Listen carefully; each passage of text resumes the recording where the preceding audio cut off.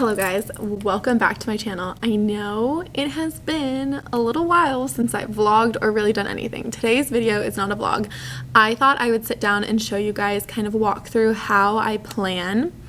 I feel like I've kind of gotten it down to where it only takes me, to get like the rough plan of the month, it takes me about an hour.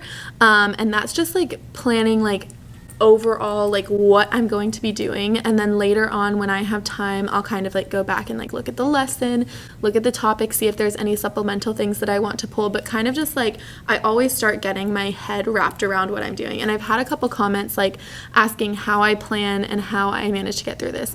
Usually my desk looks a little bit like this when I'm going through the planning process. That's just the reality of it.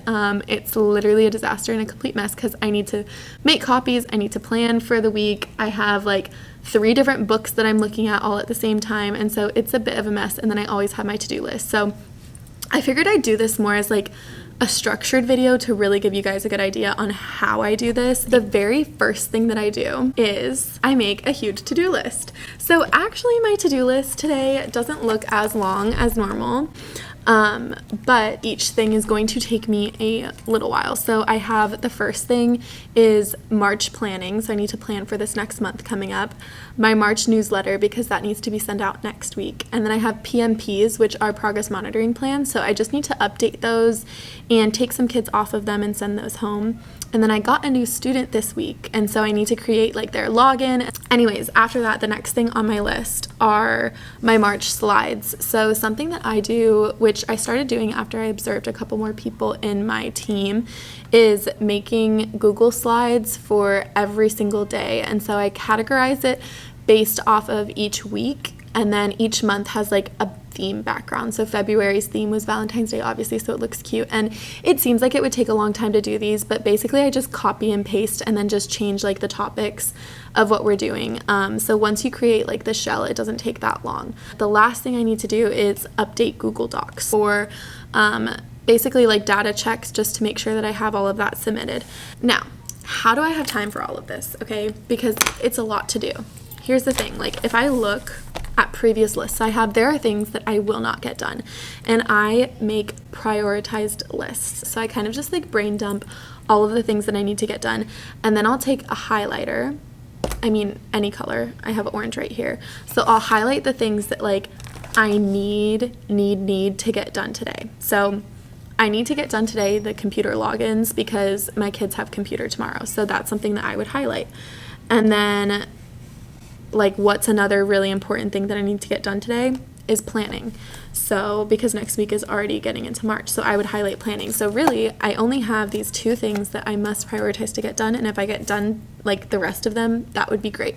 But if not, I save those for other time that I have like during planning or after school, because as a time check, so let's rewind a little bit. First of all, if you haven't seen my other vlogs, I'm going to link one of them up here that just kind of takes you through a day in my life in kindergarten, so you can kind of see what our schedule is like. But basically today is a Wednesday, and Wednesdays is my planning day. It is my precious time to plan, and whenever we have meetings on Wednesdays, I'm always so sad because I know that I need extra work, because in my district we have Wednesdays as short days, and so the kids are out of school and like I'm pretty much back in my classroom at 1 p.m. But today I had a team planning meeting. We talked about like field trip stuff, and we shared some ideas for things. I had that from 1 until 1:45. School ends at 2:45. So right now I have 30 minutes to get this done. I really try to leave at contract time just to save my sanity. Obviously, like at the beginning I was staying at work later, like in August and September I remember like staying at work later because I didn't have a hang of this. Like I didn't really know the curriculum as well, and I didn't know what worked for my kids best. And now that I know that, my planning is going by so much quicker. So investing that time like in the beginning to really figure out what works best for your class is so worth it. Another one of my tips is to stick to the curriculum and just pull like supplemental things like cute activities and those things when you have time. And if you don't have time, that's okay. Let's get more into the planning. My key things that saved my life, first of all, is this planner. I've talked about this before. It's a happy planner and it's geared towards teachers. So this is February. It has, you know, the typical calendar layout. Also, it's humongous, which is really helpful when you have to write a million things in your planner. So at the very top, I write like what comes first in the day. So the first thing we do is our phonics, and the curriculum is called UFly, and then I write down every day what we'll be doing, and when I do it, I highlight it so that I know like that I've kept on track.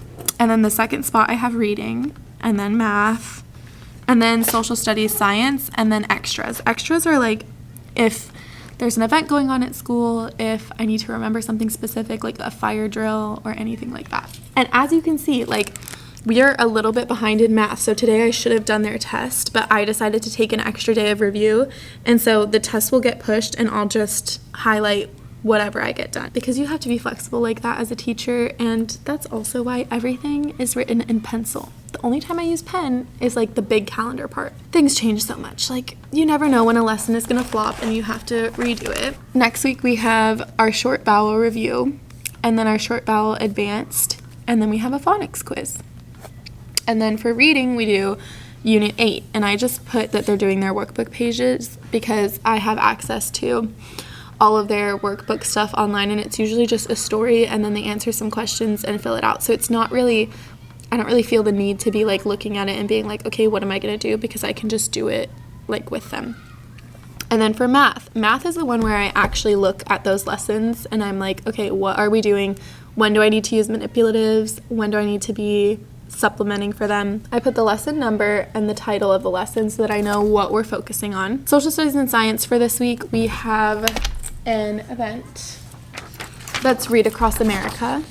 Once I finish going through my book is when I go and I pull up my computer and I do my newsletters. It just has like a reminder from the teacher, it has important events, and then it has what we're doing each week just so that parents can kind of see what we're working on in class. And then after I do all of that is when I do copies and all of that fun stuff. For copies, I keep my center rotations the same and I just change out the activity. I've also done a video about centers, so I'll leave that there because it goes kind of in depth through how I do my reading centers. After I do my copies is when I would go back to my computer and make all my slides for the month. It's really, really, really overwhelming at first because you're like, how am I supposed to get all of this done?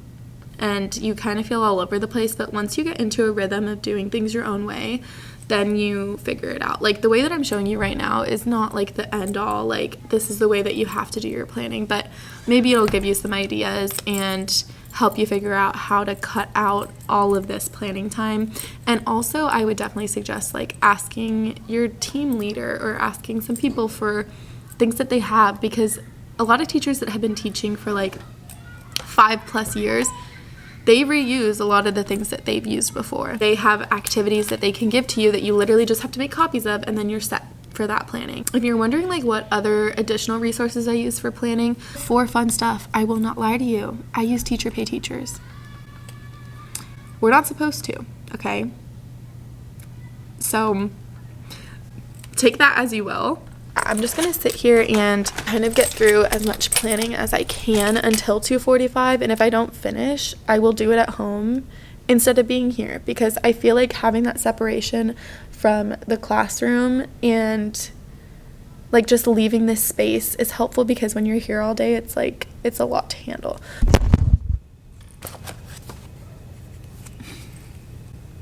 I just started planning into spring break. This is why I use a pencil. Okay, so it is 2:47. I'm staying true to myself and true to my schedule of trying to leave on time. I obviously did not finish all my planning. So in this case that I haven't finished all my planning on a Wednesday, because like I said, I had a meeting and I'm vlogging and talking to you guys, so it takes a little bit longer. I still have, like, I have all next week planned already, and so, like, next Wednesday I would take some more time to do planning. And so it just helps to be ahead of schedule so that you're not, like, ever trying to plan for, like, tomorrow. I already know everything that's happening tomorrow and Friday, so, like, during my planning time, whenever I have extra time, I'll just go back to wherever I was, pick up where I left off, and continue until, you know, everything comes together. That's a rough overview of how I do planning. If you ever want like a specific, like how I plan math, how I plan reading, because it's hard to fit everything into one video, and as you can see, everything is very hectic. I am gonna end this vlog now. I hope you guys enjoyed. Please make sure to like and subscribe to my channel for more, and if you did enjoy or you have questions, please leave comments. I try to respond as quickly as I can with the busy schedule of a teacher, but I'll see you guys in my next video. Bye.